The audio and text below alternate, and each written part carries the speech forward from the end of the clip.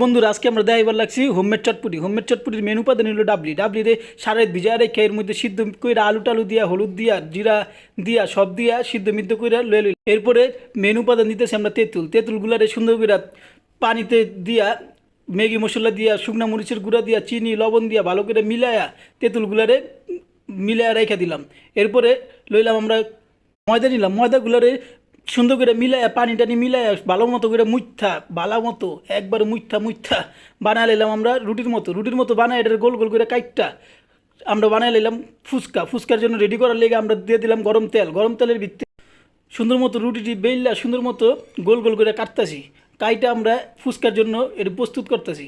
ওই পাশে দিয়ে দিছি গরম তেলগুলো গরম হওয়ার পরই দিয়ে হইব ফুচকা। এই যে আমরা দিয়ে দিলাম ফুচকা ভাজা শেষ হলেই ফুচকা ভাজায় এরপরে ফুচকা ভাজা শেষ হলি আমরা ফুচকা গেলি তুইলা এক জায়গায় রাইখা ফুচকাটি ভাজা শেষ হলে আমাদের যে হোমমেড তেঁতুলটা ছিল ওই তেঁতুলটার ভিতরে আমরা লেবু দিয়ে দিলাম।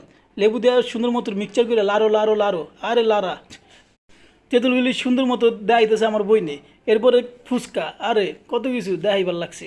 এরপরে চটপটির ভিতরে পরিমাণ মতো টক দিয়া ভালো মতো লাইরা এর মধ্যে দিয়ে দিতেছি আমরা পেঁয়াজ। এরপরে দিব আমরা কুচি করা ডিম দেওয়ার পরে আঙ্গু গরম যেটা দেখলে সবারই খাইতে মন চায় বোম্বে মরিচের যে ফ্লেভার আই রে দেখলি গরম খাইলে তো আরও গরম শৌচালয়ে যায় তো খালি গরম তারপরে ভালো মতো করে ডিম দিয়া মিক্স করে সুন্দর মতো পরিবেশন করতেছে। দেন একটা চামিচ দিয়ে দিল এর মধ্যে আরও দিব ধনিয়া পাতা আরও কাঁচামরিচ আবার দিয়ে দিল ফুচকা দেওয়া আমাদের হয়ে গেল হোমমেড চটপটি। ফলো করে দিয়েন, সাবস্ক্রাইব এভরিওয়ান, লাইক ভালোবাসা দিয়ে সাথে থাকুন।